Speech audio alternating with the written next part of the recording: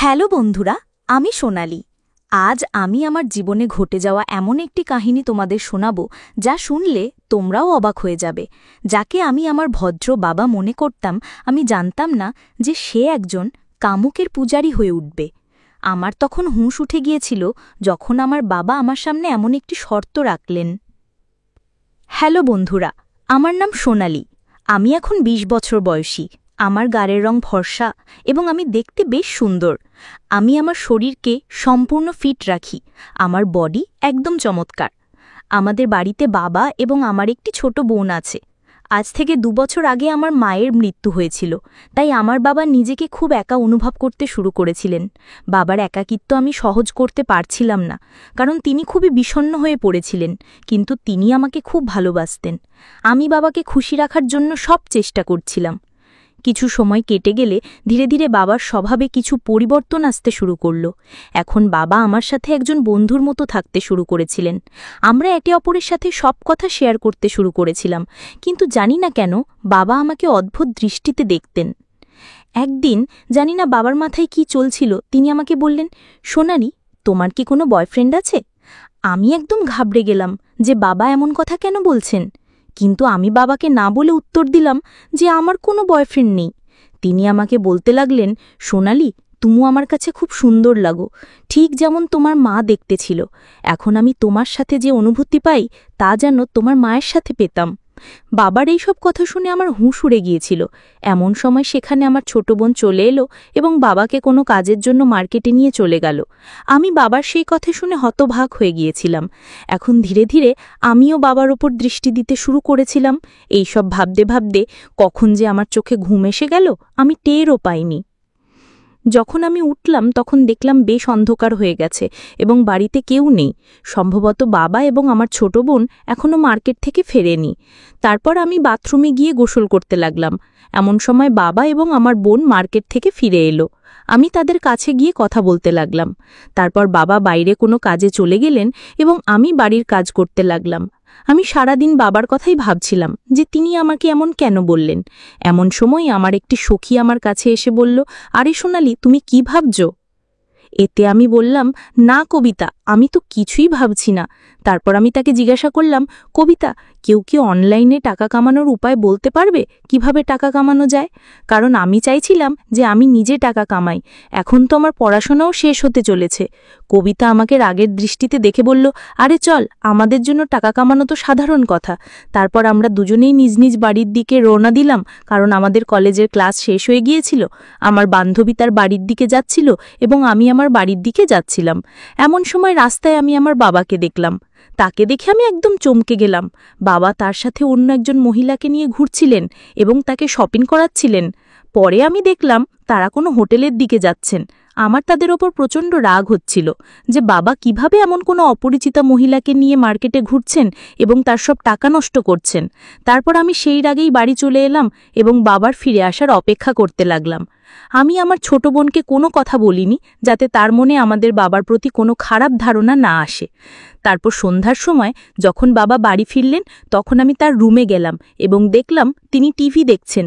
আমি তাকে জিজ্ঞাসা করলাম, বাবা, আপনি মার্কেটে কার সাথে ঘুরছিলেন? আপনার এমনভাবে ঘোরা ঠিক নয়, কারণ কিছুদিন আগেই তো আমাদের মায়ের মৃত্যু হয়েছে। লোকেরা কি ভাববে? বাবা বললেন, না সোনালি, আমি ঘুরব, আমার কারো পরোয়া নেই। তার সাথে ঘুরতে আমার বেশ মজা লাগে এবং আমার জন্য এটাই ঠিক। এখন না ঘুরলে কখন ঘুরব? তিনি আমাকে রাগে বলছিলেন। আমি তাকে অনেকবার বোঝানোর চেষ্টা করলাম যে আপনি এমন করবেন না, কিন্তু তিনি মানছিলেন না।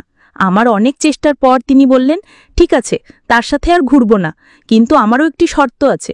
যদি তুমি তা পূরণ করো তবে আমি তার সাথে থাকাও ছেড়ে দেব। আমি বললাম, হ্যাঁ বলুন, কি শর্ত? বাবা তৎক্ষণাৎ বললেন, যেভাবে সে আমার সাথে ঘোরে আজ থেকে তুমি আমার সাথে ঘুরবে এবং আমার প্রয়োজনও পূরণ করবে। আমি তাকে বললাম, না, এটা হতে পারে না। আমি কেন এমন করে আপনার সাথে ঘুরতে যাব? তখন বাবা বললেন, তাহলে ঠিক আছে, আমাকে বোঝাতে হবে না, আমি যা করছি তুমি আমাকে বলো না। তারপর আমি বললাম, চলো ঠিক আছে, সন্ধ্যায় ভেবে বলবো। এতটা বলে আমি তার রুম থেকে আমার রুমে চলে এলাম এবং বসে ভাবতে লাগলাম। এখন আমি পুরোপুরি বুঝে ফেলেছি যে আমার বাবা আমার কাছ থেকে কি চান। বাবার কথাগুলো ভেবে ভেবে আমার টেনশন অনেক বেড়ে গিয়েছিল। আমি আজ পর্যন্ত এসব কিছু আশাও করিনি যে আমার বাবাও এমন কিছু করার কথা ভাবতে পারেন। আমার মনে হয়েছিল যে আমার বাবা খুবই ভদ্র মানুষ এবং আমাদের মায়ের মৃত্যুর পর বাবা ভালোভাবে আমাদের দেখাশোনা করবেন এবং আমাদের খারাপ সময়ে আমাদের পাশে থাকবেন। কিন্তু তিনি এখন থেকেই ভুল কাজ করতে শুরু করেছিলেন। এই সব কথা শোনার পর আমি বুঝে ফেলেছিলাম যে আমার বাবা নিজের সাথে সাথে আমাদের জীবনও নষ্ট করে দেবেন।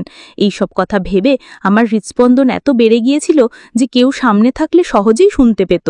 তারপর আমার কয়েকদিন আগের কথা মনে পড়ল যে বাবা আমাকে কিভাবে দেখছিলেন। আমি পুরোপুরি বুঝে ফেলেছিলাম যে তিনি কি করতে চান। আমার কাছে খুব বড় সমস্যা ছিল যে এখন আমি কি করব। যদি আমি হ্যাঁ না বলি তাহলে সেই মহিলার খাতিরে নিজের সর্বনাশ করবেন এবং আমাদের জীবনও নষ্ট হয়ে যাবে। আমি বাবাকে এও বলতে পারিনি যে তিনি আমার সাথে স্বামী স্ত্রীর মতো থাকুন, কারণ দুনিয়ার চোখে তিনি আমার বাবা। তারপর হঠাৎ আমার মনে হলো যে হয়তো এই কথা ঘরের মধ্যেই থাকবে, এতে আমার ছোট বোনের জীবনও বেঁচে থাকবে এবং আমার বাবাও সঠিক পথে ফিরে আসবেন। এইসব ভেবে ভেবে আমি ঘুমিয়ে পড়লাম। তারপর যখন সকালে উঠলাম, বাবার ঘরে গেলাম। প্রথমে আমি বাবাকে অনেক বোঝালাম, কিন্তু তিনি আমার একটি কথাও শুনতে রাজি ছিলেন না। তারপর আমি তাকে বললাম, ঠিক আছে বাবা, আমি আপনার শর্ত মেনে নিচ্ছি, কিন্তু আগে আমরা শপিং করব। তারপর আমি বাবাকে বললাম যে এই কথা বাইরে কেউ জানতে পারবে না এবং আপনি আজকের পর কাউকে সাথে দেখাবেন না। তিনি বললেন, ঠিক আছে ঋতিকা, আজকের পর তুমি যেমন বলবে আমি তেমনই করব। বাবার কথা শোনার পর আমি তার কাছে গেলাম যার সাথে আমার বাবা এদিক ওদিক ঘুরতেন এবং তাকে ভালোভাবে বুঝিয়ে এলাম। তারপর বাড়ি এসে আমি আমার ছোট বোনের কাছে গেলাম এবং নাস্তা বানাতে লাগলাম, কারণ আজ রবিবার ছিল, তাই আমাদের কোথাও যেতে হয়নি। তারপর আমি, আমার ছোট বোন এবং বাবা নাস্তা করলাম এবং তারপর আমি আর বাবা শপিং করতে বেরোলাম। মার্কেটে গিয়ে বাবা আমাকে কাপড় কিনে দিলেন এবং নিজের জন্য কিছু কাপড় কিনলেন। সাথে আমি আমার ছোট বোনের জন্য একটি ড্রেস কিনলাম। তারপর শপিং করে আমরা একটি রেস্টুরেন্টে গেলাম এবং সেখান থেকে খেয়ে বাড়ি চলে এলাম। তারপর সন্ধ্যা হতে না হতেই আমার বাবা আমাকে বলতে লাগলেন, চলো এখন তোমার শর্ত পূরণ করো। তখন শর্ত অনুযায়ী আমি আমার কাজ করতে লাগলাম এবং বাবার সব কাজের খেয়াল রাখতে লাগলাম। সেই দিনের পর থেকে আমি বাবার সাথে একদম স্বামী স্ত্রীর মতো থাকতে লাগলাম। আমি বাবার একদম স্বামীর মতো যত্ন নিতাম এবং তিনিও আমার একদম স্ত্রীর মতো যত্ন নিতেন। তারপর আমাদের জীবনে যা হওয়ার তা হয়ে গেল। এখন আমার বাবা বেশ খুশি এবং আমিও পরিস্থিতির সাথে তাল মিলিয়ে বদলে গেছি এবং নিজেকে খুশি রাখতে শুরু করেছি।